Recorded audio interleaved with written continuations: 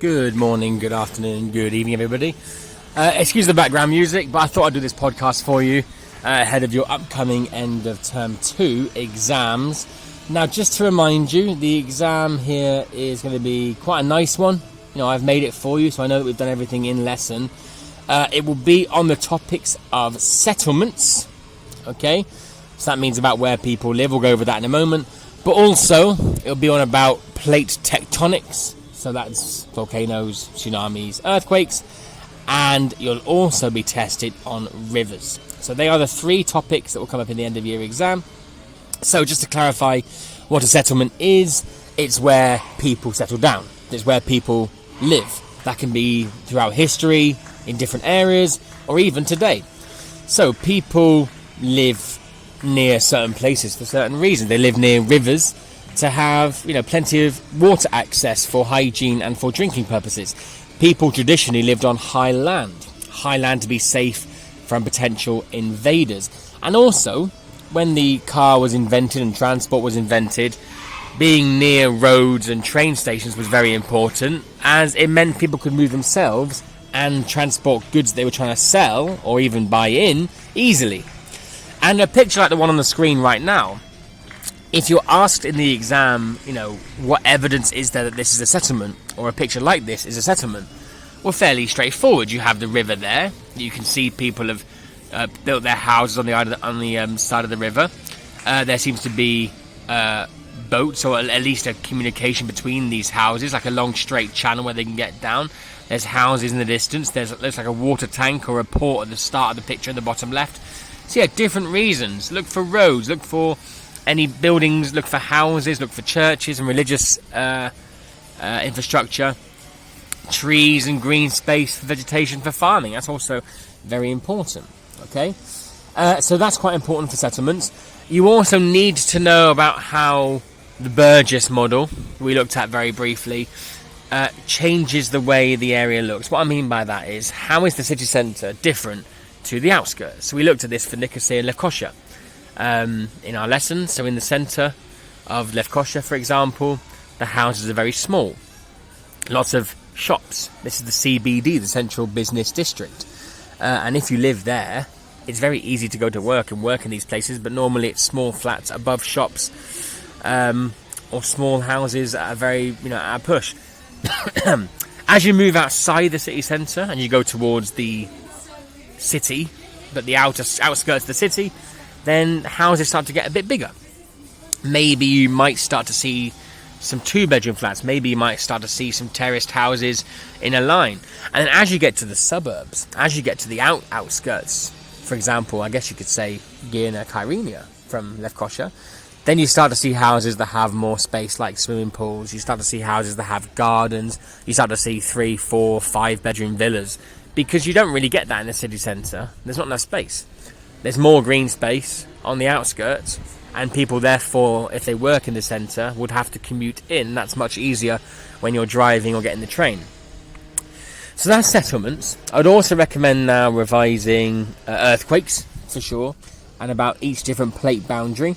So about if they're moving apart, that's a constructive plate margin, because things are being made. If the land moves apart, magma rises up if there's a volcano, and this creates new land once that cools and hardens. So the one where the arrows move apart, it's a constructive plate margin. Where they move together, like one into each other, that's called a destructive, because crust gets destroyed as it subducts underneath.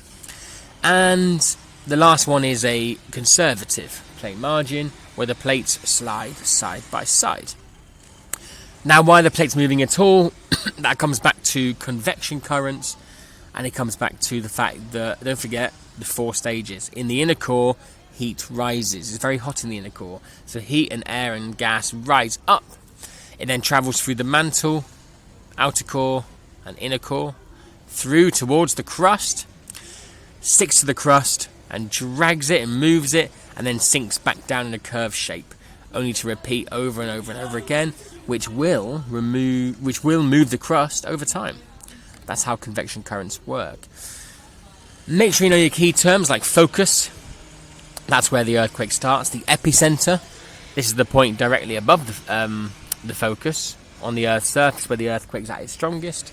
Magnitude, which is the strength of the earthquake. Make sure you revise and remember the Mercalli scale and the Richter scale, so you understand a bit about what they mean and what they do. The Richter scale measuring the actual magnitude and strength of the earthquake. Mercalli scale measures the damage. Complete the diagram of the volcano, so know about the secondary vent, the main vent, the crater, the magma chamber, lava, ash coming out of a volcano. And then I would definitely also recommend looking at tsunami. So we studied the Boxing Day tsunami in 2004, so it's a good example and a good way to practice looking at our case studies. So study that tsunami. Study what happened. The earthquake under the sea. This caused a shock wave, seismic waves coming up. This caused a tsunami to travel very fast but very small for a long distance. Before, as it gets near the coast, water gets sucked up and it gets higher and slower, and then there was lots of damage. The better you know that case study, the better your mark will be in this exam. So revise the Boxing Day tsunami from the textbook and the resources on Moodle. And then rivers. So make sure you revise the water cycle. We have studied that at this time of recording, so you have done that already. What is the water cycle? So you have evaporation from the ocean going up to the sky. This then cools down, condenses, you get clouds. So you have condensation up there, and then you have precipitation where it falls back down to the ground. That's simply the water cycle. And then the key words again. So source, the start of a river. Mouth, the end of a river. Meander, a bend in a river. Tributary, a small side river. Confluence, where a small side river meets the main river, the point where they meet. Saturated, when ground gets wet. Permeable, a surface where water can go into and be absorbed. Infiltration, where water gets into the ground. Impermeable, where water cannot get into the ground. And if you know those keywords and you study how the river flows and changes as you go downstream, you'll be fine. Hope this helps. Any questions, please hit the comments. I'll answer them there. Otherwise, I'll see you for the next one. Take care, guys.